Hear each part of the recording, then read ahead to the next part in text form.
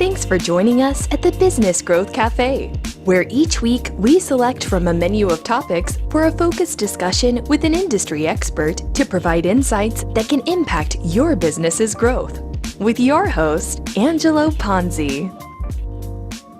I am Angelo Ponzi, your host here at the Business Growth Cafe, and thank you for joining us. Today at the cafe, we're going to talk about developing a business strategy for identifying and establishing a competitive intelligence program.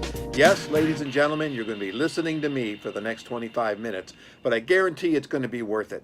Anytime I use the words competitive intelligence, it kind of conjures up this idea of spies, secret agents, moles, covert operatives.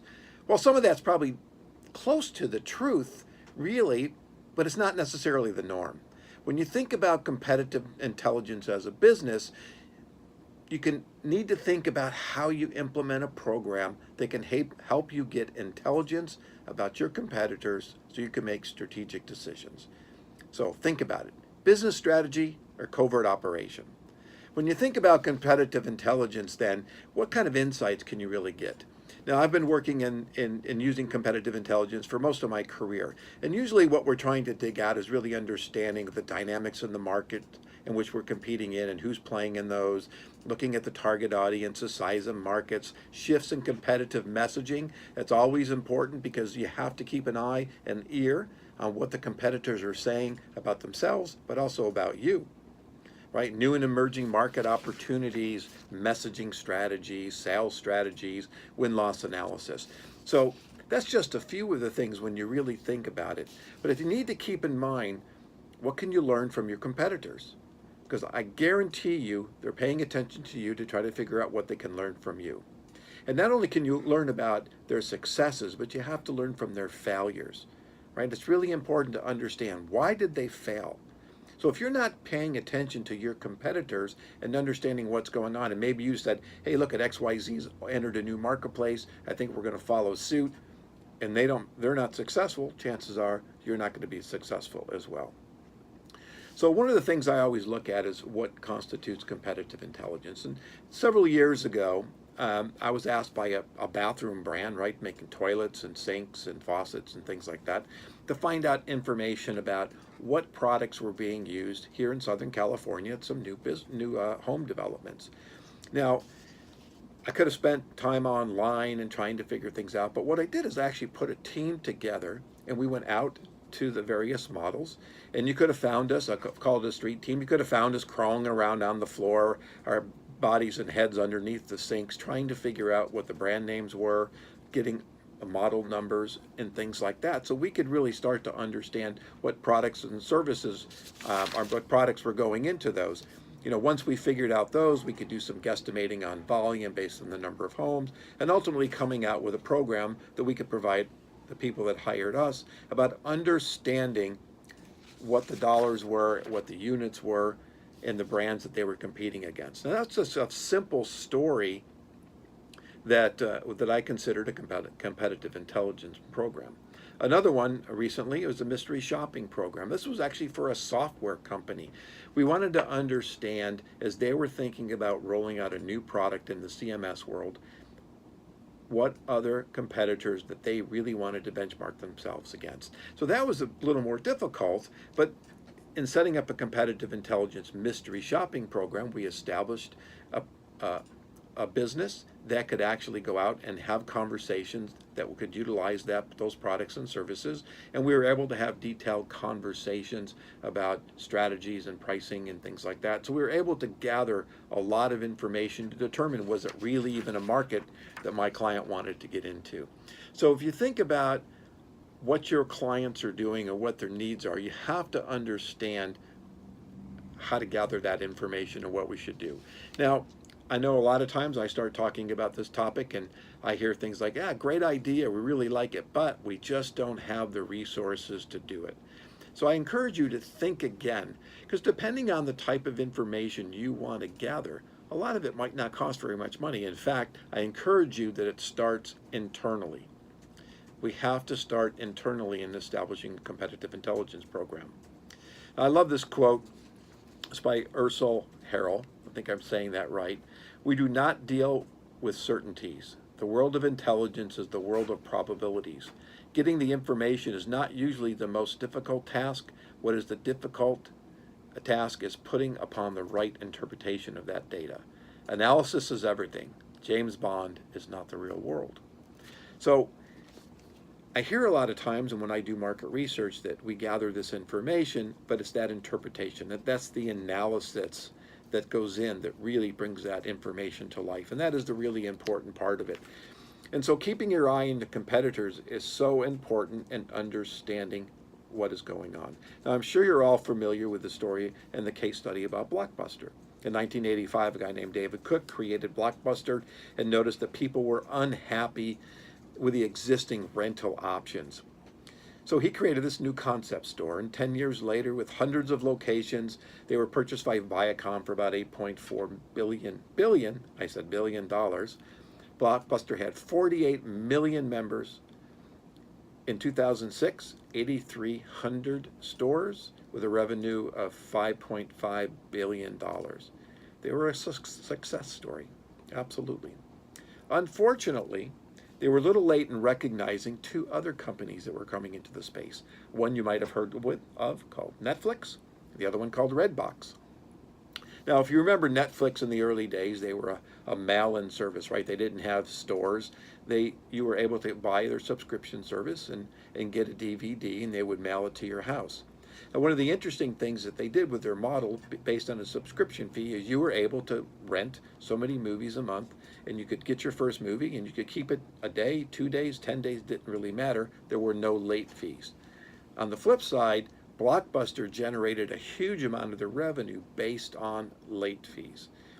So as people started changing their desires and what was going on, they started eating into Blockbuster's revenue. Now, if you follow this case study, you know that in 2011, Blockbuster filed for bankruptcy. So they went from this behemoth owning the marketplace, and they basically went out of existence. At one point, or in early 2000s, I always find this interesting, is Blockbuster did a study of both Netflix and Redbox, and decided at one point in time to pass on possible acquisition and focus on their current business. Now, if you go back in time and you really think about that, if they had acquired those brands at that point in time, they could have utilized that model, or frankly, they could have put it on the shelf and they would have owned that marketplace. So the point here is they didn't keep an eye on the marketplace and the brands that were coming in, and the disruptive brands, right? We talk a lot about disruption that was going to have an impact on the marketplace. So combining your intelligence, your competitive intelligence program with your consumer insights is really a healthy strategy. So I get asked now, how do you set up a program? First, what I believe is you have to set up a person within the organization to take charge of it, right? We sit around, we have all these great ideas, but who's going to take control and who's going to run with it? Yes, you can use outside sources like myself, for example, but you really need to identify a specific individual that's going to lead the intelligence program in the process and establishing that process for collecting that information. We're going to talk about analyzing it in a minute, but it's about how do we collect that data. Collecting the information is the first step. Now, once again, I hear, well, that stuff's expensive. Well, not really. Inexpensive sources. Google alerts, Google searches, RSS feeds, LinkedIn, Twitter, news releases, publication articles, advertising, media buys, white papers, case studies, social media monitoring, trade shows, conferences, on and on and on and on. There are so many places you can gather information for virtually free or little money. So yes, there are a variety of subscription services you can use as well: LexisNexis, Factiva, Business Monitoring, Hoover's, Inside View, just to name a few. And of course, near and dear to my heart, quantitative and qualitative research. But to start, establishing a program, identifying a person within your organization. So where do you start? First step, meet the stakeholders. Understand who is directly or indirectly affected by understanding the competition. So let's think about our program now. Is this mission impossible or mission improbable? Right? Let's put on our best Ethan Hunt, James Bond, Mitch Rapp, Jack Ryan, Sherlock Holmes, or Simon Templar. Many of you might not know who Simon Templar is, and start collecting business intelligence. Now, it is a process. I keep talking about that. It is a process. It needs to be well thought out. It is a strategy. I think I mentioned that when I first started this conversation. It is a strategy that you need to put in place. Now, in putting a plan, understanding how we're going to analyze that. The initial effort in collecting the data really needs to be established as a strategy to understand not only how we're going to gather that information, but what we're going to do with it once we get it. And that's really the important thing, is to make sure you're really thinking that strategy out, not just collecting a lot of information and not knowing what to do with it. And one of the things I always recommend is, how far back do we need to go? Now, I think this is kind of a step, because once that's done, we don't need to go back anymore. So is it 1 year, 2 years, 3 years, whatever you think the cycle is. And once you have that base of information that you've collected, then everything else is looking forward. So, and then the next thing I like to talk about is how often. So how often should you go out into the marketplace and look at your competitors and start collecting that information, right? That's part of that strategy that I've been talking about. Is it daily? Is it weekly? Is it monthly? Is it every 6 months? Whatever it happens to be, you need to, again, set up that strategy and that plan to make it work. Now, regardless of how you collect your data, again, you must understand where the data comes from. One of the things I always talk about, especially if you're dealing with articles from publications and you're citing research. I've seen this before. I read this article, and 37% of the people said. The problem is, you don't necessarily know where that information came from. You don't understand how it was collected. You don't understand the validity of it. So I encourage you, anytime you're using secondary research, that you have to understand where it came from. Because the last thing you want to do is be making predictions or decisions based on data that was collected poorly, and it's misleading. So that's a really important aspect. Now, sometimes you may need to go out and do your own quantitative and qualitative research, and I'm not going to go off on that tangent. I had a great guest a few weeks ago, Jenny Dinnan. I encourage you to listen to that podcast. We talked a lot about qual and quant and the way to collect information. So during my years in the action sports industry, and I know you've heard me talk about that, many of our clients traveled around the country, and I got to accompany them as we looked at intent and motivations and drivers and why kids in the action sports industry were making decisions. And we did a lot of one-on-one interviews that allowed us to really dig in. And one of the other things we used to do was actually go to their homes and understand their behaviors, not just at the skate park, for example, but how they lived their life, what was in their closets, what was going on. And so again, this is just another example of doing a competitive study and understanding who they were wearing, what was going on, why they made the decisions to purchase those. And again, that gives you a unique perspective on why they're making these decisions. So again, just another example of how to collect and utilize this information. Now, the big thing, of course, with any research, whether it's quantitative or competitive, is deriving action from it, right? So you have a great depository of information, but what are you going to do with it?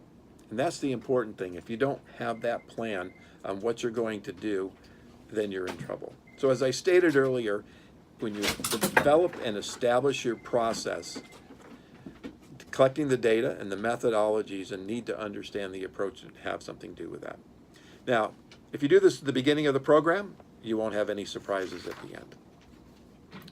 So by the time you get there, you know what's going on. And in my opinion, the analysis phase is so important in making sure that you're delivering strong analytics and results for your shareholders.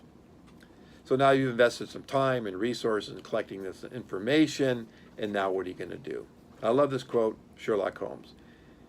It is of the highest importance that in the art of detection to be able to recognize out of a number of facts which are incidental and which are vital. And I think that's the case with any information and research, if you will, that we're collecting information, is to understand what are the ones that are really important and what are the nice to haves are really not going to lead you anywhere. And that's really in any situation when it comes to research, whether it's competitive, whether it's market, whether it's consumers, whatever it happens to be. Now, you think about how to dig deeper into this, and that's really setting up some kind of a framework that allows you to understand what you're after. So when you're analyzing this data, think about the issues, the trends, the external factors, the market dynamics. You've heard me talk about that before. What are the market dynamics that can have an impact on what you're doing? Now remember that competitive intelligence is not just about the competitors, right? It's about understanding the ever-changing business environment, using the knowledge to make effective business decisions, right? Think about that statement. Remember, competitive intelligence is not just about competitors, but about understanding the ever-changing business environment and using this knowledge to make effective decisions. And I think that's the case with any market research. You really need to understand that aspect of it. So I want to thank you for joining me today at the Business Growth Cafe, where we talked about competition. And if you go to my website, theponzigroup.com, I have an ebook there. I have a few ebooks, and one particularly on this topic of establishing a competitive intelligence program. And I encourage you to download it and read it. And after you have that opportunity to do that, I'd love for you to go on my site, book an appointment, give me a call. Let's continue this conversation about establishing a competitive intelligence program. I want to thank you again for joining us at the cafe today. If you want to find out more about establishing a competitive intelligence program, like I said, please go to my website and download this ebook. You can find out more about me and read my blogs and view my show videos at theponzigroup.com or connect with me on LinkedIn. And if your business is in need of a CMO, but you're not ready for a full-time person yet, connect with me. I'd love to continue the conversation about what the benefits are about using a fractional CMO. And I encourage you to subscribe to this show at the Business Growth Cafe. And we are now on iTunes, iHeartRadio, Google Play, Spotify, Stitcher, SoundCloud, and Spreaker, and other platforms around the world. Join me next week for lunch at the Business Growth Cafe.